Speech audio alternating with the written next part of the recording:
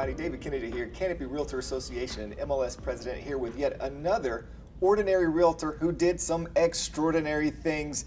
Gay Dillashaw, welcome. Thank you. That was quite an introduction. Yes. So listen, when did you get into real estate? How long have you been in? What was your story? How did you break into business? I got my license back in '74. Okay. But I didn't start selling real estate till the '90s. All right. I got my license because a friend of mine who was a developer was getting his license, and he said, "Come on, I might need you." Mm-hmm. So I got my license then, and right after that, sort of the real estate market went down, and so I didn't go to work then. I wasn't planning on it anyway. And then I guess after my children grew up, everybody was gone all the time, and I was looking for something to do. So I pulled out the real estate license and dusted it off and thought, well, I could do real estate.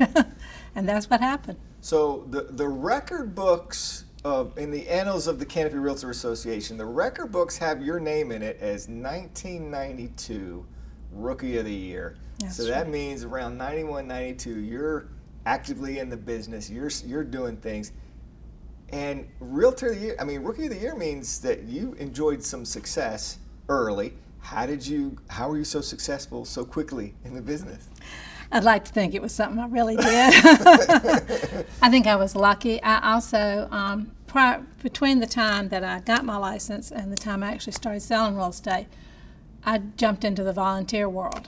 And I was president of the Junior League, and I was president of the Women of the Church, and I was president of the Assembly. Did a lot of things that gave me a lot of visibility. So I knew a lot of people, or a lot of people knew me. Okay. Just by name, and I think name recognition had a lot to do with it. That's the only thing I can account for. It's the TLC, the trustability, likability, and credibility. You had all three in spades. Somehow. So when did you start gravitating towards the Realtor Association and serve there? Obviously you were serving all these other places. But then, what clicked to make you say, hey, I'll spend some time over here? I don't think somebody probably asked me if I would be interested, and I said, sure. I'd always been on boards before, so why not this one? Yeah. And so I did it. So you become president in 2006, and here's what's ironic. Just the other day at National Association of Realtors Leadership Summit in Chicago, one of the key takeaways was that every association should have a realtor value campaign and communicate it. Well, Canopy is well ahead of that. We have been doing that for years. And in your presidential year, 2006, that was your theme. You were saying back then that realtors need to know their values, they need to be able to effectively communicate it. How are you so well ahead of the curve on that, where the rest of the country is years away? But how did you come up with that theme? Why was that important to you back then? I don't really know that I knew anything, but the Realtors Association, there have been some questions, not about individuals, not about anything we were doing, but just where real estate was going. Were banks going to get into real estate? The justice system was looking at our industry and trying to figure out where it was going to go and who was going to own it. Brokers, and with the brokers, do the brokers own the listings? Should the brokers own the MLS? Should the MLS? There was just a lot of stuff going on about what was happening to real estate, and my feeling was our job as the board and the MLS and all was to help realtors do their job as best they could do it. And but I don't think realtors ever thought about what all they were doing. And people thought we were making a lot of money, 6% on the commission.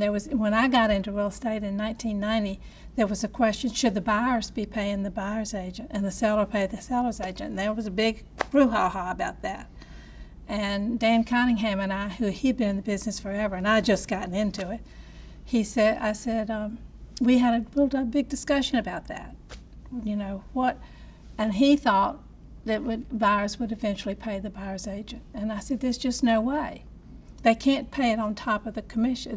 The buyers are really paying it by paying the price for the houses. The seller has to give back the commission, but it makes sense.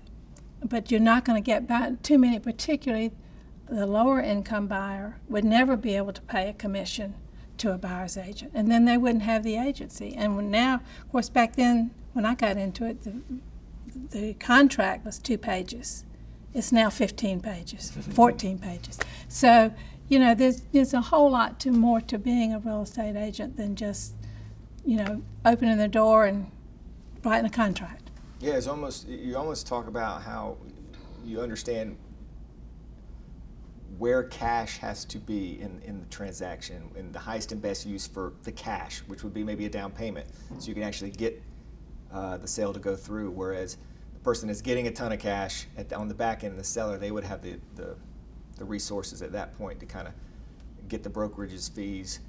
You mentioned the Department of Justice, the DOJ. Yeah, I couldn't remember the name of it. And I know, I've read that you went around a lot to national conferences, regional meetings, to kind of figure out the governance structure of MLSs, things of that nature.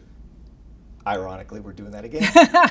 So there is a governance task force here this year really? And last year. So it's going to be a 3-year commitment. So it's last year, this year, and the following. But we're right in the midst of it. When you were in the midst of it back in 2006, what were some of your key takeaways in terms of MLS governance, ownership of the MLS, and things of that nature? Well, it was funny because I was on the board of the association, and yet I was also at that time an officer in my company, and we were the largest company in the region. I was at Allen Tate, and by that time, and I was on their leadership team, and I was also selling real estate. So it was looking at it from all sides. You know, is it the MLS? Is it the board of realtors? And the brokers had strong feelings about it. And I don't know exactly how we came to not changing it to the broker-owned MLS, but the MLS got bigger and bigger, and the association has gotten so big now. I mean, covering so many, not just local regions, but states. I mean, it's getting bigger and bigger, and I don't even know what all it covers today, but I know it's a lot. It's probably in the right place, but it has to be, if it has to serve the purpose of the brokers, and by that I mean the companies as well, or the brokerages, as well as the individual agent. And there's some dynamics there you have to pay attention to. Yes. And you have to serve all of them. Right. So, and there's always politics involved. You got to know who's in the room and make sure they're represented. Well, we had every past president there ever was in one room trying to say what we should be doing, and then you have to go listen to the brokers, the big brokers, the small brokers, the independent brokers. I mean, you have agents of all, you have some companies, they're one person. Yeah. And you go to companies like Allen Tate that are many, many, many people, and you have to be able to work with all of them. Yeah.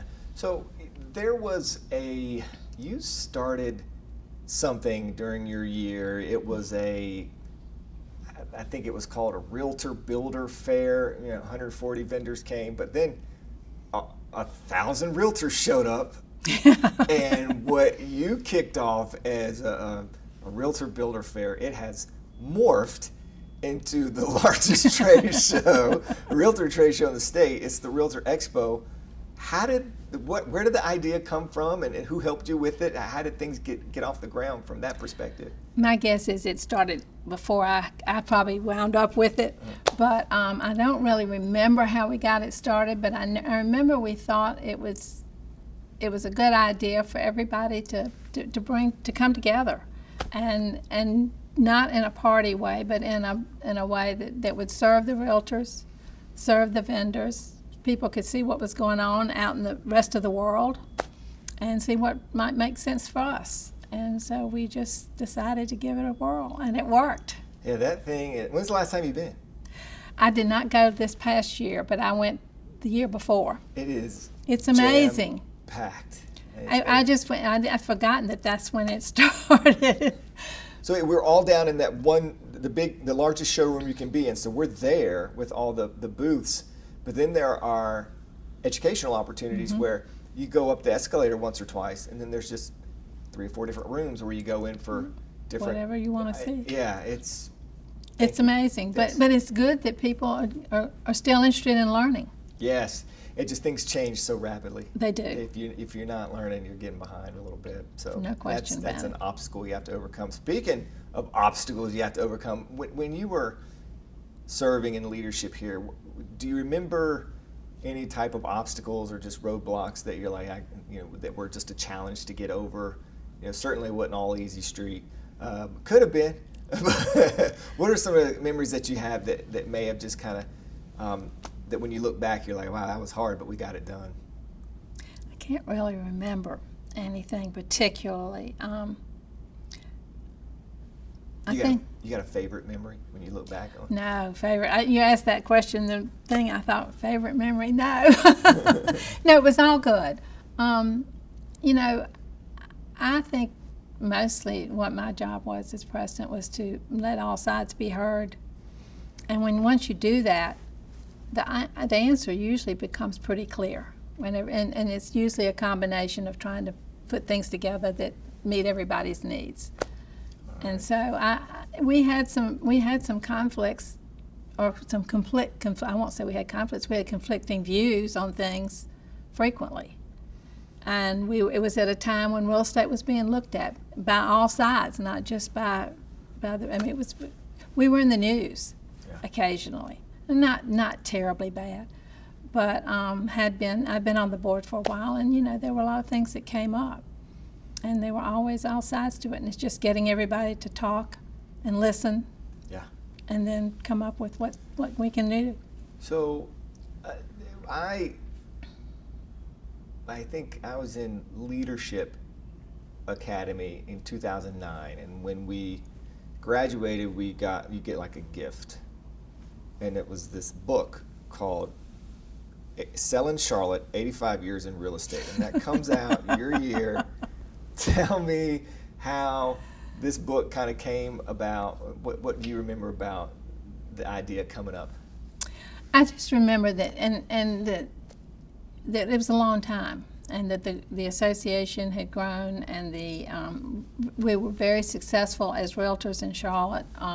We were leaders throughout the state, and even on the national level. We had a lot of our agents went into national leadership. So it was a time when we were looking back, and they just decided to do a book on it, which kind of surprised. It came to me. I did not come up with this by any means. It came to me, and they said, we think we ought to do this. And I said, great, go for it. And we had the people on staff who had the ability to do something like that, which was great. We had great staff people. I will tell you, that's one thing that has happened. I'm assuming we still do, because it still runs very nicely, but we did have great staff. So Susan Shackelford, that was the editor, she's still around, and so you can tell her yes, that. And so I have fun going back and forth with her. I probably write a little bit more than other people do, so she edits more than writes, and then Lila Rash helped, and last time I saw Lila was actually last year. Oh, really? Yeah. I saw her where she lives at Queens Mark, and I was doing something there. She got a friend of hers were trying to rent it occupied, and she let me in, and I was like, oh no, Lila. No, not gonna happen. I might just sell it. So, what does it mean? What did it mean to be a realtor back in 2006? What does it mean now?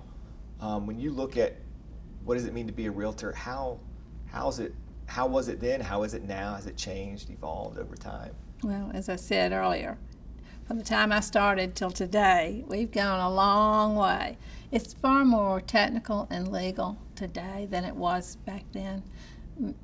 We did the same things in terms of getting people to contract, but the contract to closing is vastly different today than it was back then. It's a lot more complicated, and I've had a couple people over the years call me and say, I really can't afford to use you as an agent, because I've already got my buyer, but I don't understand this contract. Will you explain it to me? And I go sit down with them, and I don't give them legal advice, but I do explain what their choices are. Yeah. And just go over what it says, because It is. It's confusing, and if you don't know the language, you don't know what they're talking about. Yes, the times where I've seen my clients go, after I've kind of gone through all 14 pages. Well, and I say, take me about an hour to an hour and a half to do a listing. And they go, really? Mm-hmm. I said, well, I can do it in 10 minutes. But if you want to know what you're signing on these, it's not quite as long on the listing side, but, 10 pages, we need to go through it. Yeah. It was funny. I had a CBJ interview earlier this morning, and we talked about some things, and I said, those forms are living documents because the industry it's always progressing and changing, and we're self-regulated, even though the DOJ's looking at us. And I think it's because they don't have their hand in us. We are self-regulated. I think we set things up to where we get paid only when our clients are successful, and I think that's good. We adhere to the code of ethics.